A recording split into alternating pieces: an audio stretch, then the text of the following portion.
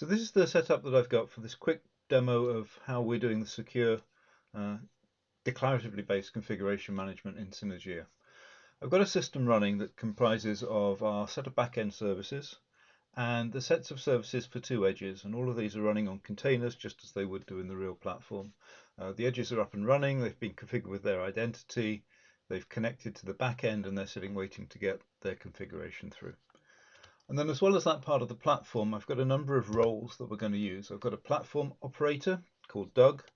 I've got a security officer, Martin, and I've got an endpoint owner with two personas in there, Alice and Bob. And all of these run in their own environment, wherever they can keep secure access to their keys. They've all got their own sets of keys that they're going to use, and access to the system to be able to put their files in. And so for the case of the platform operator and the security officer, so Doug and Martin, they're submitting their configuration files directly into a directory on the back-end platform that's being monitored, and that's where the files will be pulled from. In the case of the endpoint owner, they're going to work exclusively through GitHub, so they're completely remote from the system, and in fact can even be remote from each other. The only thing that needs to tie them together is access to GitHub. So they'll be pushing their files into GitHub as a remote service, and then the back end will be configured to pull their configuration from there. So this is part of this approach of us minimizing the attack surface of the platform by not even really having to create an interface point for that endpoint owner, and letting them work with their keys in whichever environment they're able to secure those in, which can be, as I said, quite remote from the system. That endpoint owner owns a number of endpoints that we're going to add to the system. And they've also got a small dashboard, which is where they're going to pull the data from those endpoints back. So the first operation we're going to show is going to start with Doug. And we're going to show how Doug can assign his configuration file, supply that to the system where it gets merged with some of the system configuration. He will get status back about that. And we will, as a result of this configuration going in, create the interface for this endpoint owner to be able to work through GitHub. So to do this, I'm just going to bring up the interface for Doug. And we've created a little application for each of these users that is runs, and it just gives you access to their keys and has to have access to the directory or GitHub where it's going to push things in. And we've done this because it's a bit easier to work in the demo and for you to see what's going on than us doing things from the command line. So this is Doug's interface. He's got a set of files that you can see listed up in the top left. Some of those are already submitted into the system. We've got a file for the new endpoint owner that we're going to add into the system. And we've got a bit of status back from the system showing us that the two edges are up and running and one endpoint owner is already defined. So what Doug needs to do to create the interface for our endpoint owner to come in, he has to complete a file like this, which gets merged into the overall configuration. And remember that we scope the grammar that every user can use, kind of to limit what they can do to the system, but also to try to provide an interface that is as close as possible to just expressing the outcomes that they want to achieve. And it's an extended JSON format syntax. So you can see here what Doug has had to do is that I'm going to add into the endpoint owners section. I want to merge in something for endpoint owner 2, and I'm going to use this template which tells us basically all the services that we need to stand up for this particular type of interface, which is coming in remotely from GitHub. So here's the first important part. The policy on this interface says that I'm only going to accept files if they've been signed by either Alice or Bob. So you can see we can put all sorts of different logic in here. We can list a number of users and say it could be at least 2 out of these 3 or 4. We can say it must be all of these. In this case, we're saying, okay, either Alice or Bob are allowed to sign files and send them into the system. Now, Alice and Bob have given us their public certificates. They've actually also given us their CA certificate. We're not going to use that in this demo, but they've been saved on the system, and this is basically just telling the system where it can find those certificates for when it needs to check them. And then finally, we've got the credentials for accessing GitHub. We've got a user and a token. We've got a GitHub repository that we're going to pull the configuration files from, and another one where we're going to push the status back to. Now, we're not really trusting the repositories as such, because the files that we pull from here have to be signed according to the signing policy before we're going to accept them into the system.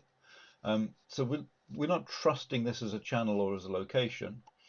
But we have got information in here, although it can't be used to attack the system because you would need Bob Nallis's keys to actually sign things. You could with this potentially disrupt the status flow going back, or you could observe the configuration of the system and find information that might help you find another route to attack. So the two things that Doug is going to do, first of all, I've got a certificate here for myself. I'm going to sign this file, and you can see that what we do is we put a timestamp and a label and then a cryptographic hash, which is the signature of all of this file signed with Doug's public key. And for the platform operator, we've got a policy that platform operators can split files as long as they've been signed by keys that belong to a certain certificate authority. And because this has got some information that's potentially sensitive, Doug's also going to encrypt it using his private key and a key that the system has given him, which is a public part of an ECDH pair that can be used to encrypt files. So I've signed and encrypted that as Doug, and I'm now going to send that into the system. So that's been committed into the system. The system's read it. You can see it's processed because I've got the green lights here. I'm now going to go and have a look at what Alice's view of the system looks like. So here's Alice's view. Alice is working in her own remote environment, remember, with access to her keys, and she's going to communicate purely through GitHub. And you notice that Alice has actually got two keys here. She's got her own key, and she's got a group crypto key, which is something we've created for this endpoint owner. So this is going to allow her to share certain operations with Bob. And this is where we've been looking not just at the mechanics of getting the PKI to work, but also some of the usability aspects of trying to drive systems this particular way. So you can see that Alice has got a number of files here that she wants to put into the system. And in fact, because these were already loaded up into Git, as soon as I created this interface, the system has pulled those files from GitHub, tried to validate them, and given me back a status to say that they're all currently invalid. And that's because none of them are currently signed. And the policy, as we saw, says they must be signed by either Alice or Bob. So we'll start adding these files in now.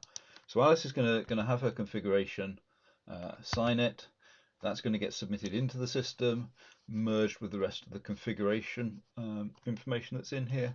Some derived configuration from that is going to be sent out to each edge, covering just the information that that edge needs to configure itself up, and that's going to let us deploy a set of endpoints. Now, as well as enabling the endpoints, we're also going to deploy a data flow, and the flow is the thing that lets us process the data from the endpoints coming back. And I'll talk a little bit more about the flows in just a minute. So let's get Alice started on this journey.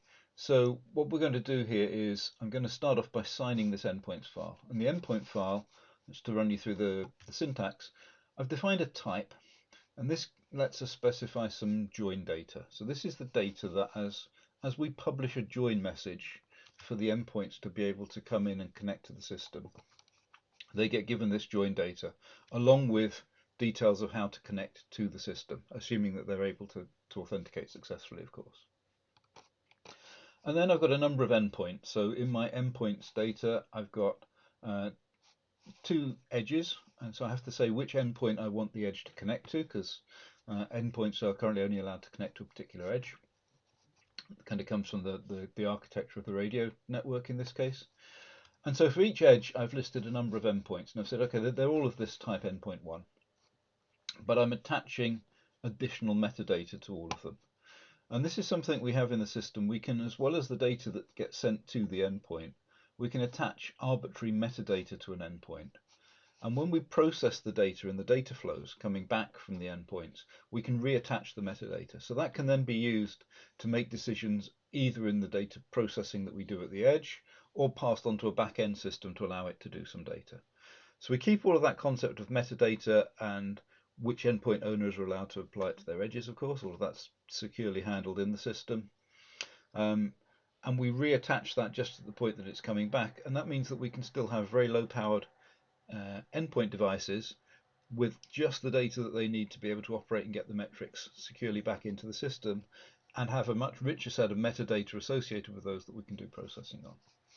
So you'll see here I've got 9 endpoints spread across the two edges. So I need to sign this file and put it into the system. So I'll sign that using Alice's key, and that's put me a header on the top of this file. Now the endpoints themselves, that's not enough information to actually fully enable the endpoint. There's also a shared secret for each endpoint that the system needs to know and the endpoint has, and they use that to initially authorize the endpoint and authenticate it onto the system, and then it's used to derive various session keys, etc., that are used dynamically. So Alice has also got a set of key files that she needs to define for these endpoints. And this is held in a separate file. It could even be loaded up from some secure backend storage. And basically here I just have a list of the keys for each endpoint.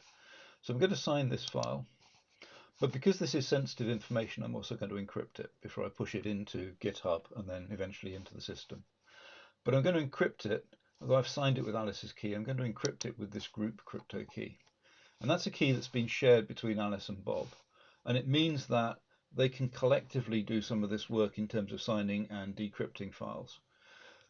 But the crypto key isn't part of the policy that we define to allow files to be submitted into the system. So although it's a shared key, having access to that key would let you decrypt the files to see the content, but it wouldn't let you put stuff into the system. So it's worth protecting, but again, it's kind of divorced from the boundary of the system. We're trying to keep that attack surface as small as possible. So splitting out the encryption keys from the signing keys and being able to, in this case, decide to use them as a group key gives us that kind of this is some of the usability issues that we've been working through in making sure we've got a usable interface based around this document signing and PKI approach. So I'll encrypt this using the group crypto key. And I've got two other files that I need to put in here to define the data flows. Now, I'm not going to show you the syntax of the data flows because they get a little bit complicated, but just so you understand what we have in a flow is really a connection of a network of processing nodes that we connect together. And the flow description describes how these things connect together. This is the flow that was actually going to be deployed. For every endpoint owner, we automatically define a flow that manages the connection into MQTT using the right credentials for this particular endpoint owner, and it takes the feed that comes in from there, which is in Sparkplug wire format, so that's Sparkplug data encoded as a protobuf. And we produce three possible output streams. We have a raw output stream, which is the data as it's come across the wire to us. We can decode it, which basically is taking it out of protobuf form, and we can present then the Sparkplug objects. Or we can split each of those Sparkplug objects up further into the individual metric streams and send those through. And we call that the sensor output. And that's the one that's probably most useful. That's what we're going to use here. So this flow is defined automatically. This flow has been written by Alice. It's going to connect to the sensor flow, and it's going to simply send that data on to a back-end system. And there's a few other parts in here that are adding some contextual information that you can use, and in particular you can see here we connect and we re-inject the metadata onto these data streams from the endpoints. So those are the flows that Alice is going to put into the system. I'm going to sign that file which contains one of the flows, and this is the one that actually describes all of the nodes. So I'm going to sign this. I'm going to sign it as Alice, and I'm going to encrypt it with the group crypto key because it has information in it about how to connect to the back-end system, and I want to protect that from other people being able to see it. So I'm going to decide to just encrypt that file. So I'm going to commit these files into the system now. I'm saying yes, do I want to commit them? So these are now being pushed into GitHub. Remember, let me go back to our diagram here. We've pushed these files into GitHub. They'll be picked up by the system, processed. If they're verified okay, they will then be merged into the model. We'll end up with these data flows and the endpoints being created and the information coming back down into our dashboard. So you can see that these have been processed. We can see that we've got the endpoints are actually running on the edges. We've been given this back as status information, and we derive this status information as far down in the system as we can. So in this case, it's actually by observing the join messages being published on MQTT, so we know that all of that processing has been successful, and these are all joined.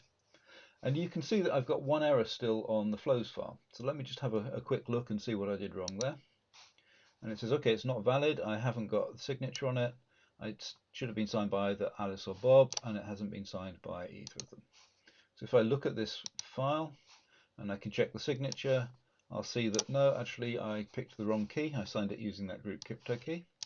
So let me just sign this file again. I'm going to sign it, and I'm going to replace the signature. Actually, it would work better if I select Alice's certificate first. I'll sign it. I'll replace that signature with Alice's signature, and I'll commit that into the system. Now remember, because we're purely declarative, our bits of configuration can come in any order, so it doesn't really matter that I'd defined part of the flow before I'd got this file into the system. This hopefully will be successful this time. You can see it is. Here's my dashboard, the flow's being deployed. If I bring up the dashboard now, this is the dashboard that we're going to send the data back to. Now, obviously in this demo I don't have any real endpoints running at the back end, so I don't have anything that can connect right now. But what we have built into the system is the possibility for an endpoint operator, an endpoint owner, to run emulators. And again, we drive everything through models. So I have a model description of an endpoint that can generate a number of metrics. I've created 3 metrics here. They've all got values, and they're just simply going to step between the ranges of those values. And I'm telling the system, I want to run a number of emulators, and these are the identities. I don't need to tell it which endpoints these are on because it's already got that information from when they were deployed. So again, we try to keep the interface nice and simple. This particular user is allowed to run endpoints, emulators, which will help them debug their data flows, for example. So I need to sign this, and I'll make sure I pick Alice's key this time when I sign it, and I'll commit that file into the system as well. And once that gets absorbed and processed, what we should see is endpoints joining the system, sending their birth messages in, and the data being streamed back. And you can see I'm getting the data already through into the dashboard. The status on those, it lags a little bit because it has to come back to me through GitHub. And you can see that I've now got metrics streaming back from all of my endpoints spread across the edges. And in particular on this map of future space, you can see where that metadata that I put onto the endpoints, the extra data we injected into the model, has been used and extracted added back in on the way back, and we can use that to highlight on the map where these particular endpoints exist. Now let me introduce into this mix our third persona, which is Martin, our security officer. So Martin has the ability to decide whether endpoints should be enabled or not. And this might be in response to information that's come back from the AI service that you saw when we talked about having a human in the loop. Or this could be a fully automated service because we don't really mind what signs the files as long as something has the right keys to sign them and they match the policy to come into the system. So I'm going to bring up an interface for Martin. Again, it looks awfully like the interfaces we've seen already. Here's Martin's interface. He's got a file. I've already pre-created this file and said, okay, I've got an endpoint status.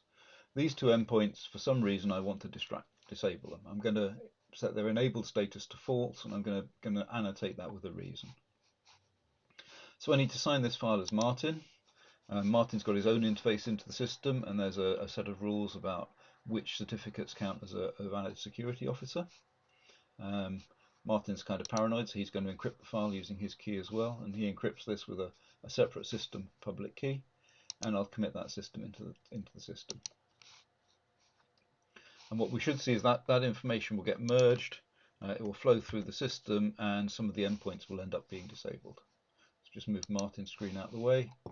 And you can see now that 2 of those endpoints, from Alice's point of view, the status has changed and they've been disabled.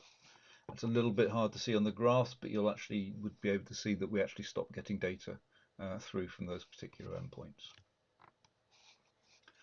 Now the final thing I wanted to show in this demo is how we can change policy. And if we change policy, because we're declarative and we're recalculating every time we get a change, if I change the policy, it affects all of those changes that have been submitted into the system. It's not like changing an access control list on a procedural interface and it only has an effect from that point onwards when people make new changes into the system.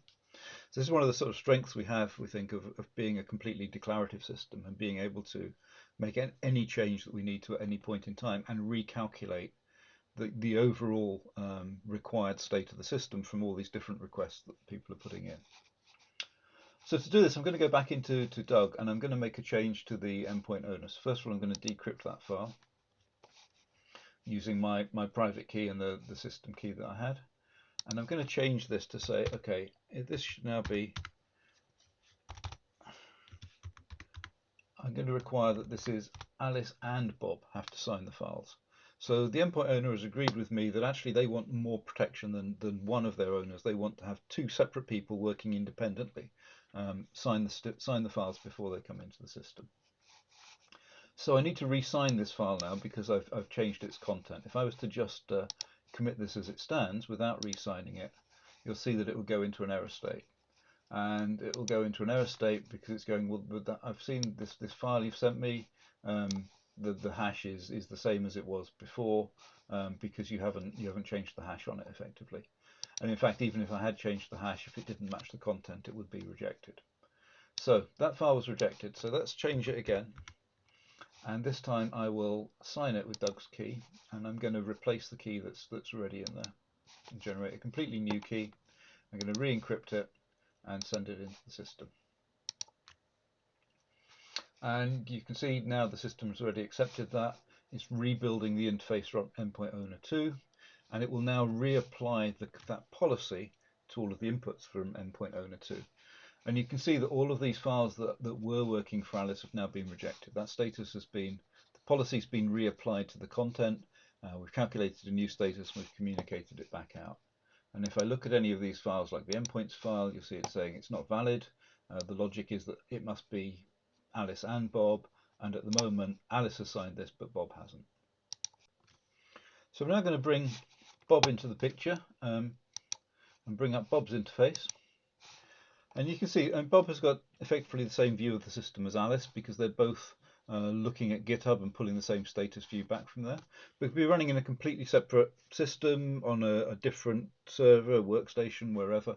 The only thing that is connecting Bob and Alice is that they're both using the same GitHub account and they've got this shared group crypto key. So you can see that Bob has got the same view of the status of the system. And what I'm going to do now is I need to add Bob's signature into these files. So I'm going to pick the file and I'm going to sign it, but this time I want to actually add Bob's signature in. So we keep the contents of the file so that the hash that Alice created is still valid, and we create a new hash for Bob. So now I've got two signatures on the same file, and that should be okay to go in. Now I also need to do the same on the keys file, but remember we encrypted this, so before I can sign it I need to first of all decrypt it. I can't decrypt it straight away because I'm trying to decrypt it with Bob's key. I need to use the group crypto key. I'll decrypt that. Now as Bob I can sign it, and I'm going to add Bob's signature in there. And then finally I'm going to use the group crypto key to re-encrypt that file. And then I'm simply, for the other files that are in here for the emulators, I'm going to add Bob's signature. For the flows I need to add Bob's signature. And for the dashboard file I need to first of all decrypt that again using the group shared key, select Bob's key, add Bob's signature into that file, re-encrypt it, and it's just a question of making sure you use the right keys at the right time. And I'm going to commit that set of files into the system. So those files are now, from Bob's point of view, being pushed into GitHub. They'll be picked up, they'll be processed, they'll hopefully be validated, and we'll get a different set of status coming back from the system. You can see already I'm starting to get some data, so that's kind of quite encouraging. And I can see now that Bob has got a good set of status, and Alice, who's also connected to GitHub, can see the status as well. And you can see, if I look at the files here, for example, you know, they're also seeing the same doubly signed files coming back.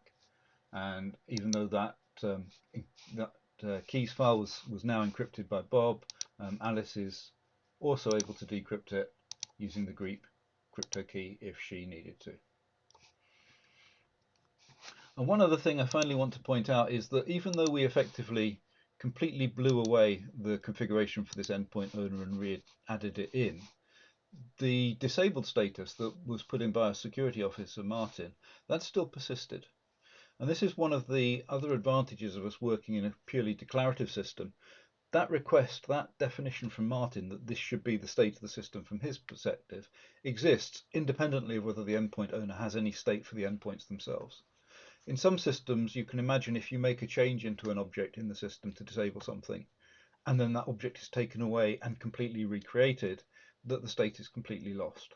And you can end up with situations where people can perhaps work around a problem by deleting and reintroducing a system. Or you have to maintain those things separately, and then you end up with multiple tables that you've got to pull together every time you do something. In our case, because we remerge the models on any change, whatever is there from Martin exists regardless of the sequence in which endpoints are added and removed to the system by Bob and Alice.